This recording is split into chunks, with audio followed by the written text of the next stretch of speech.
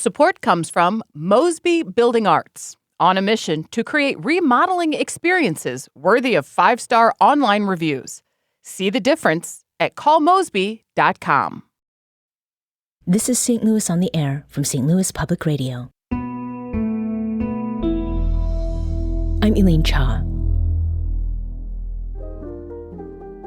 It's the beginning of a new month, which means it's time for a regular rundown of St. Louis area restaurants that opened and closed in the month just past. Joining me now to talk about that, STLPR digital editor Jessica Rogan. Jessica, welcome back. Thank you. And as always, Abby Lurico, STLPR morning newscaster and host of The Gateway. Happy Monday. Happy Monday. Happy March. Yes, happy March. Now, there's one very big spot in the city to start with, and there are 4 local concepts that are getting with the program. And we're talking about the food program at Energizer Park. Abby, let's talk about what's new there, starting with Taco Buddha. Taco Buddha, they've been busy for the past couple of months. This is a spot that's regularly in the conversation, if not the winner of where are the best tacos in Missouri. They opened, of course, in the old Elia and Olio space in Botanical Heights.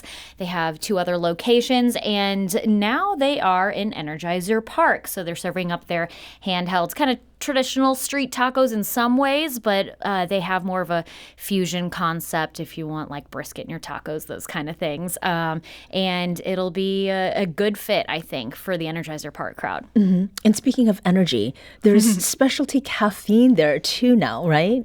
Yeah, and this is a purveyor of Metro East origins. And it's really nice to be able to welcome some Illinois natives to Energizer Park, and that's Goshen Coffee Roasters. Especially great for any of us who might need a little extra boost staying up past 7 to cheer on City SC. They'll be offering the specialty roast coffee at concourse stands as well as in dedicated spots around the park with baristas.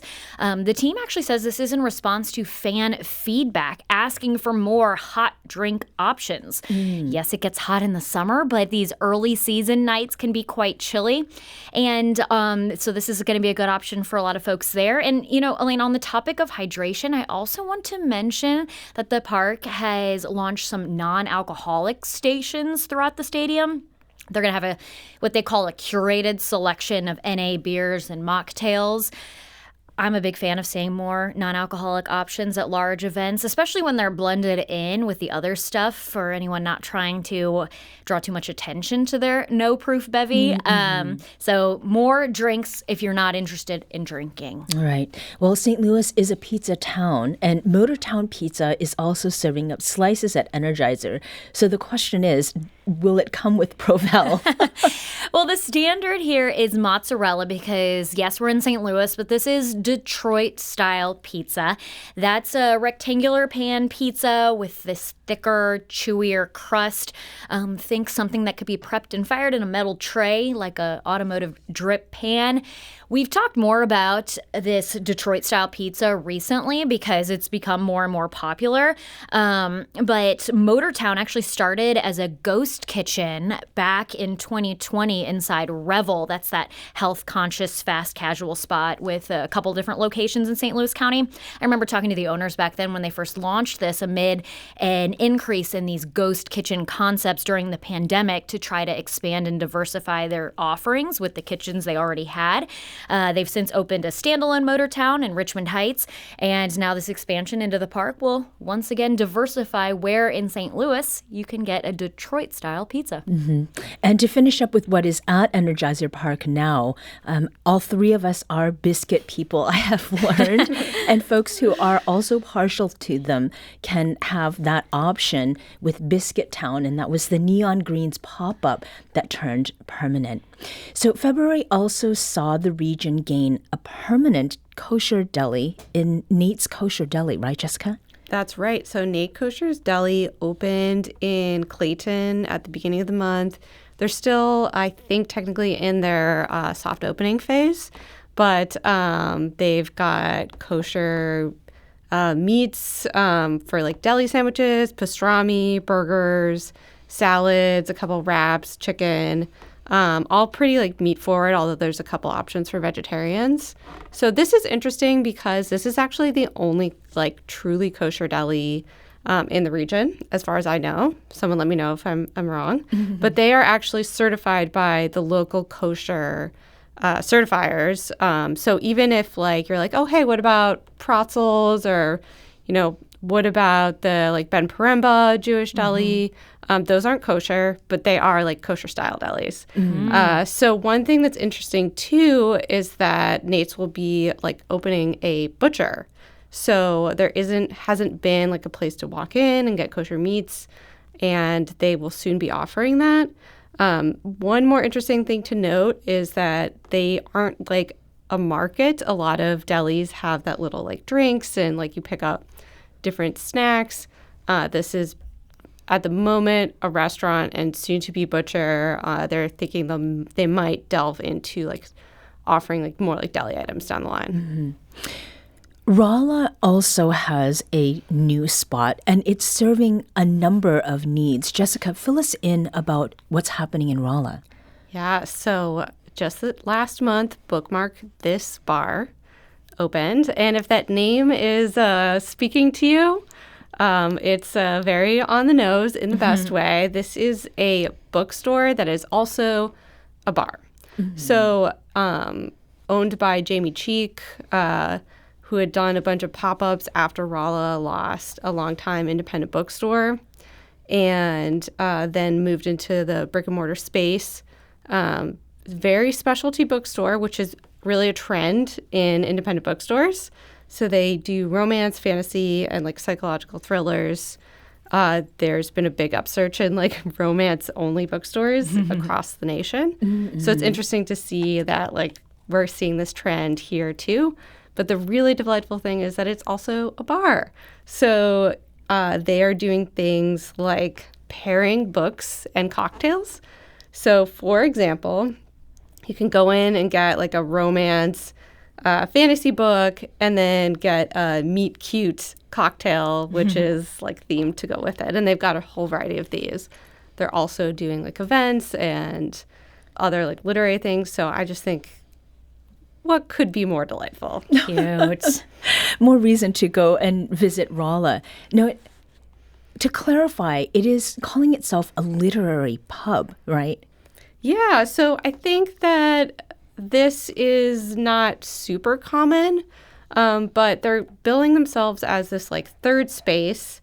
So it's a place to, kind of be your home away from home, like that place where you can find community and relax and make your own space. The St. Louis region doesn't really have like a book-themed one like this exactly. There used to be a place called I think it was called the Bar of the Fine Arts, and it was in like the Central West End. And that was like a similar kind of idea where they had literary events and also like a great bar. So that's what it's about, and I think we could use more of these in the world. Sounds like a book club on demand in some ways, where you don't have to plan the book club. You just show up, and I like that. Yeah. Well, and the pub part of it, public house being something that we've talked about on the show before, and this being a public house in a bit of a different way. Now, there are a couple of new shops, one in the city and another in the county, in St. Louis County, that are local stops for sips and bites found in other locales around the country. Jessica, tell us about Shortwave Coffee briefly. Yeah, so Shortwave Coffee just opened in what had been Quarrelsome in the Central West End.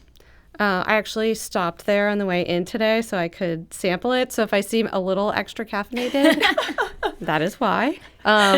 We cannot tell. I'm so glad. You're cool and calm as always. Oh, yeah. If you went to Quarrelsome, it's going to look very similar. They don't seem to have like made decor changes, although their menu is different. And a lot more pastries, which they make in-house. I had a really great cheddar chive scone this morning. A lot of steamed milk drinks like your lattes and whatnot, and also, smoothies, tea, etc. But really great, charming spot. I was so sad to see Quarrelsome closed, so I'm glad that this is now in its place. Mm-hmm. And there's a spot now called Tai Chi Bubble Tea out in town and country. You can get handcrafted bubble tea or boba there. Those are those tapioca balls. My mom says they look like frog eggs, which is probably not a great endorsement for it. I love boba, but they've also got fruit teas, poke bowls, sushi burritos, and ramen. It's actually a place that got started in Rochester, New York, and there are now 50 plus locations across the U.S. for folks who are here from other parts of the country. Maybe this is an opening that they'll be excited about. And then speaking of cafes, let's come back to Clayton. Can you tell me a little bit about Toast and Time, Abby? Yeah, this is new cafe from the owner of or I guess I should say owner of Boogaloo, which closed in Maplewood recently. Dan Powers returning with this weekday cafe concept. This is taking over the Metro Java coffee house space. I love the name, Toast and Time, THYME, just that additional elevated kind of breakfast concepts there.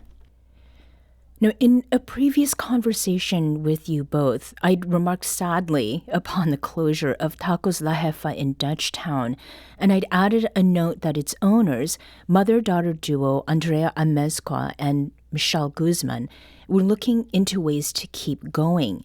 And lo and behold, they're back in East St. Louis. So this is a bit of great news. There's also a spot in St. Charles, Abby, which is where you grew up. Tell us about this. I'm making plans as we speak with a girlfriend to go to brunch there because this is Arzola's Fajitas and Margaritas in St. Charles on Main Street. And yes, they will offer brunch as part of their offerings. That's expanding on what they have in their Benton Park location. Otherwise, though, you can expect the same thing on the menu, same things on the menu. This is one of the latest successful spots in St. Louis to expand into St. Charles and on Main Street, no less, which has seen a lot more new spots opening up. It's in the former Little Nashville space, so kind of that honky-tonk area. I know, Elaine, you have to have hit up a couple times. But if you haven't been to Main Street in a while, or if you've only been for kind of festivals and events, this is a reminder that they've become an entertainment destination. Well, they still are an entertainment destination year-round, and I encourage you to check it out. And if the name sounds a little bit familiar, besides just the Benton Park main restaurant, this is a descendant of Chuy Arzola's, which first opened in Dogtown in the late 80s. That was a big family favorite of my family, actually, and the current ownership purchased the restaurant, and they're going to use this space as a commissary kitchen for that Benton Park location as well. We need to take a quick break, but we'll be back shortly to continue this conversation about new restaurants in the greater St. Louis region. This is St. Louis on the Air on St. Louis Public Radio.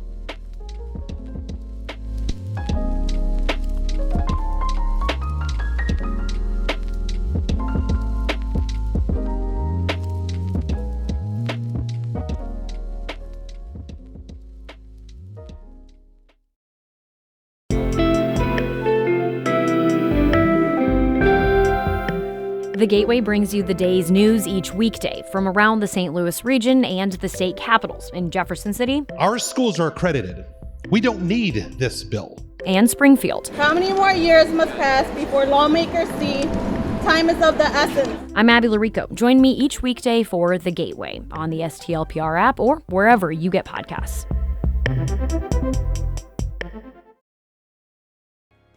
Welcome back. I'm Elaine Cha. Let's return to our conversation with St. Louis Public Radio's Abby Larico and Jessica Rogan. We're talking about new restaurants that opened in the St. Louis region this past month with tips on what you might order at your next outing. Now, there is a place in Belleville, and it is both new, maybe not new. It's Cupio's on West Main, and they're bringing a lively combination of things to the Metro East, in addition to food and a bar. I have seen that they've got video gaming and karaoke and music all day, every day. The owners apparently are are lovers of music and had run formerly Tooties on Washington. So there's a bit of a connection there.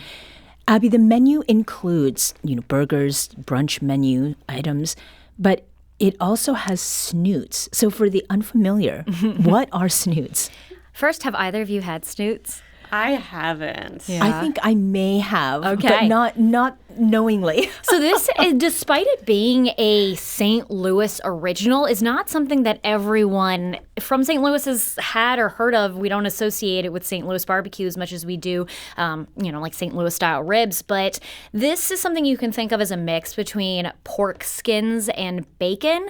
This is from the pig's nose, no nostrils, and grilled up to a crisp and served like a chip with some sauce.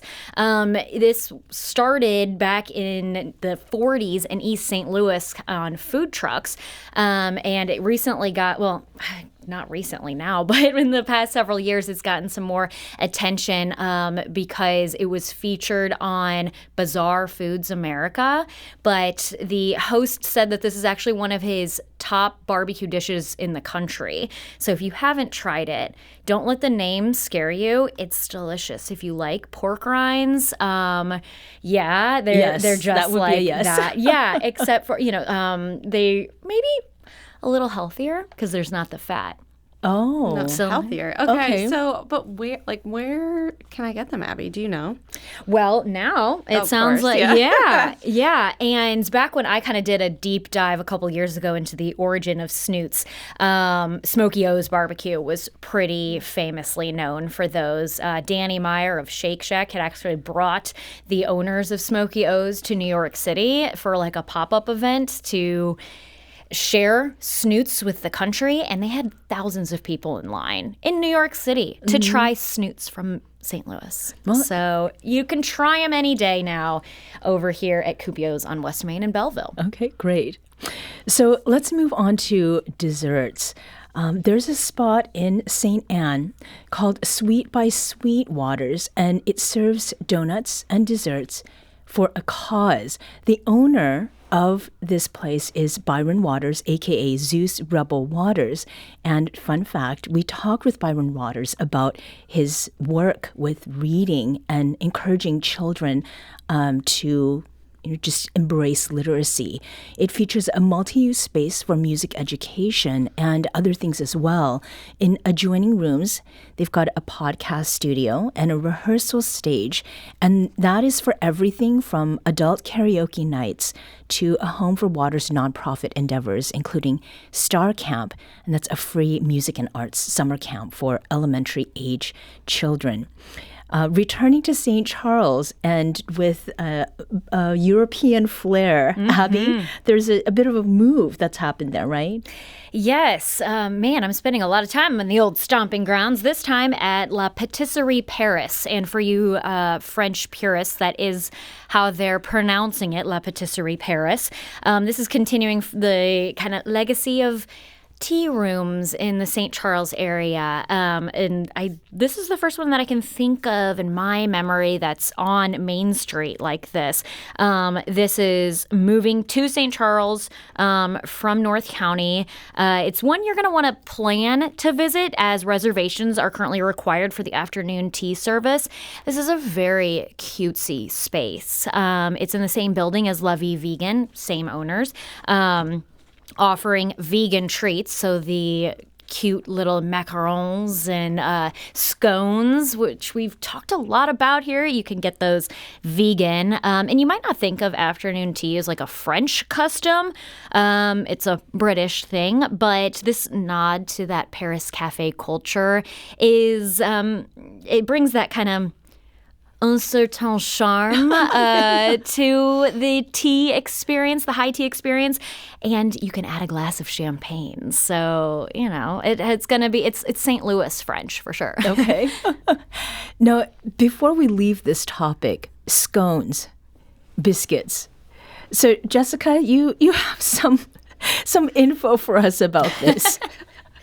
Well, as I was eating my scone this morning, and we were talking about biscuits today, Biscuit Town, I had this thought, like, really, what is the difference between a biscuit and a scone? I think they're the same. Wrong. Uh-oh. I have feelings about this, which is hilarious, by the way, because I was eating a biscuit this morning for breakfast. And This I had is neither. the food show. Yeah. Come on. Yeah, we are carved up this morning. But I don't think they're the same because I think of a biscuit as having a doughier middle.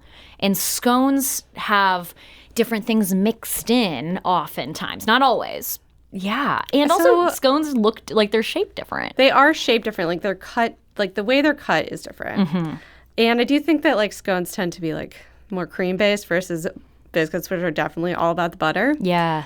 But I think that idea of scones being kind of drier is, like, that's a bad scone. Like, a good scone and a biscuit are very, like, they're siblings at the very least. So our producer, Emily Woodbury, says, is it the air? Are biscuits airier? And also scones are thick boys. And, whatever it happens to be, I welcome any form of biscuit or scone, except I like scones that are not too sweet. And this is where I remember London Tea Room having raisin scones that are lovely. Well, let's talk about some of the closings for this month. There were not very many of them, thankfully, but there are a few that are notable. Jessica? Yeah, so the one that really struck me was that Bailey's Restaurants closed Bridge Tap House and Wine Bar. This is not totally going away. They're turning it into an event space. But, Bailey's at one point was kind of like one of the empire restaurant chains in St. Louis. And, they've had some struggles over the past year. A couple lawsuits that we've talked about on this show that have to do with, like, financial things, like unpaid rent. There was another series of those in last month, I believe, that we didn't talk about. They've closed several concepts. They still have some going on. Bridge Tap House and Wine Bar had, been there for more than a decade. And it was such a delightful downtown space. Yeah. And so, I'm sad I can't pop in and, like, get their little pretzel appetizer anymore. Yeah, it was such an institution downtown for sure. So, yeah. Also, Charmy Sweet closed in Southampton. Another one that had been there for a while. I believe they said 8 years. But they just said, cost, it was expensive, and they couldn't keep it open anymore. And then Friendship Brewing Company, or Friendship Brewing Co. in Wentzville also closed. They're closing their Pittman location because they'll be concentrating on brewing, distilling, and expanding operations at Flint Hill. So I guess it is a goodbye in one sense, but they're looking to put their energies elsewhere. I think that this, reading between the lines is probably also like a money thing. It's it can be hard to be in the food and dining industry. It's expensive and the profits aren't high. Well, and sometimes when businesses don't make the decision to kind of trim things up, it can be detrimental to the entire operation. So this is the kind of closing that we'd rather talk about than an overall closing, I think. Agreed. And one last spot, there's a brunch place close to where we're sitting right now, which was Turn in Midtown. And I think they were anticipating closing a little bit later this month, but they did their last service yesterday. And I saw a video on Facebook, and famously, Chef David Kirkland is also a DJ, and they were playing live music. And I think this is a goodbye to not only a place, but a chef who has been well known for the work that he's done formerly at Bowood Cafe, I believe, Cafe Osage. And we've talked before about the relationship that people in St. Louis have with their eateries, and that it is an intimate one. As we're thinking about sort of this slow season, January, February are generally considered the worst months for restaurants, and as the internet tells me, restaurants typically see lower traffic during the season due to post-holiday spending fatigue, harsh weather, which we certainly have seen, in dry January health trends. We've talked about all of those things in the past, But after a lot of closings in December and January, I mean, February here didn't see that many closings. And I looked back at February 2025, and interestingly, it was similar in terms of the number of closings. And March 2025 also had relatively few closings as well. Do you think that bodes well, Abby, for this spring's dining scene in our region? It could be just a virtue of kind of when we talk about like fiscal years and books and those kind of things, when people have to make those decisions, when leases come up, kind of December, January is when we see a lot of these things happening. But I also think, right now is a good opportunity. Take our Zola's in St. Charles, for example. It's going to be quite busy on weekends. It's usually pretty busy on weekends, but this is the slower time of year for tourism in St. Charles as well. And so to be able to open up and get some unofficial soft opening experience, I think that's a useful thing for businesses to kind of be able to start slower and then ramp things up, work out the kinks. Mm-hmm. Jessica? Yeah, I agree. I walked by Songbird the other day, which just opened, recently. It's a breakfast place on Morgan Ford. And it was Friday morning, and you'd expect it kind of be sort of empty, and it was packed. And so, when we think about beginning of the year closings, I think it tends to be like a post-holiday cold weather slowdown. Yeah. People want to eat healthy and not spend money. But I think maybe we've come past that, and if you've made it through January, you're kind of good. So I do feel sort of optimistic. So resolve also gets broken down. Well, and maybe now that dry January is over, for those who are observing that, just a quick shout out to happy hours, because I got happy hour midweek last week. It's cheaper. There's you don't have to go for drinks. You can get cheaper food. It's a good opportunity to meet up with friends or family midweek. And now more and more places are offering morning happy hours. So there you go. Yeah. Well, on this note about happy hours, last month I asked for a recommendation from each of you for an intimate time with a romantic partner. And unfortunately, I've not yet been able to take up those recommendations you gave. Come on, get it on the schedule. I will also say I luxuriate in a solo meal. I love to dine alone. Do you have a recommendation for a place where I can go and be relatively unbothered? Where would you go to eat by yourself? The first thing I'm thinking about is how often I did this in my previous journalism career, driving around the region here or in other cities. So I still call it the TV journalist lunch, where I'm sitting in my car in a parking lot somewhere. So Let's honestly, not recommend that. Lion's Choice, though. That's always my go-to for a sit in my car lunch. If I can do it, is Lion's Choice.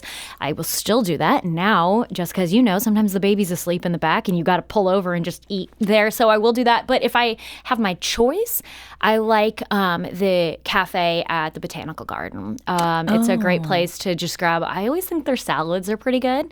And you can go and sit and get a gorgeous view, and it's bright and airy, and you get your thoughts and some flowers to look at. Jessica. So, a little opposite to that recommendation. If I am eating just by myself and I have my way, I'm going to go to the nearest wine bar. I'm going to recommend Scarlett's here. Yeah. And you can go have a total girl dinner kind of meal. Charcuterie board. They also have really respectably sized pizzas that aren't crazy expensive. And you can have a glass of wine. And I think one of the things about being in a wine bar is you can always read a book, just throw back there. It's really delightful. Sometimes I think people are apprehensive about eating alone. When I lived in Korea, I would have lunch by myself, and my students would be like, "Why are you eating by yourself? Is there something wrong?"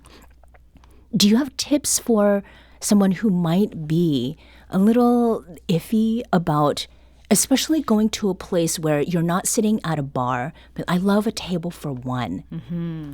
Any recs around that? Any tips? It reminds me of a quote from The Great Gatsby where she says, like, noisy parties are the most intimate. That's a paraphrase, obviously. But sometimes, maybe go somewhere busy. Go somewhere where you won't feel like people are looking at you because there's only 6 other tables and everybody there is having a conversation you can't help but overhear. And like Jessica said, bring a book and hang out. Go analog, if you will, somewhere where the noise of the crowd can kind of help you zone in to your time with yourself. Mm-hmm.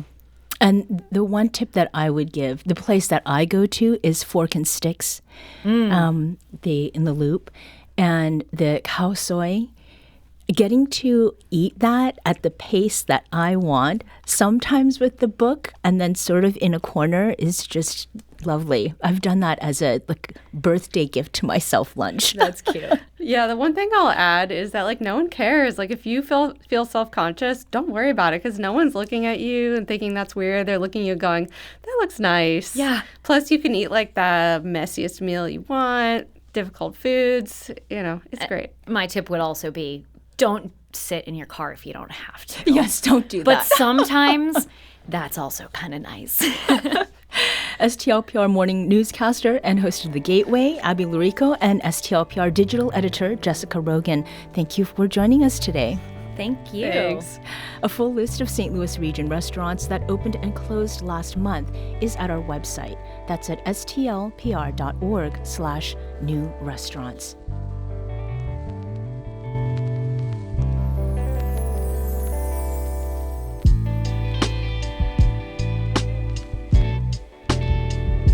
Today's episode was produced and edited by Emily Woodbury. Audio engineering and podcast design by Aaron Dorr. Our executive producer is Alex Hoyer. St. Louis on the Air is a production of St. Louis Public Radio. Understanding starts here. Do you find yourself regularly listening to episodes of St. Louis on the Air? Suggest us to a friend you think might enjoy our conversations. And leave us a review and rating on Apple Podcasts on the App Store. It's the simplest way to help people discover our show. Thanks.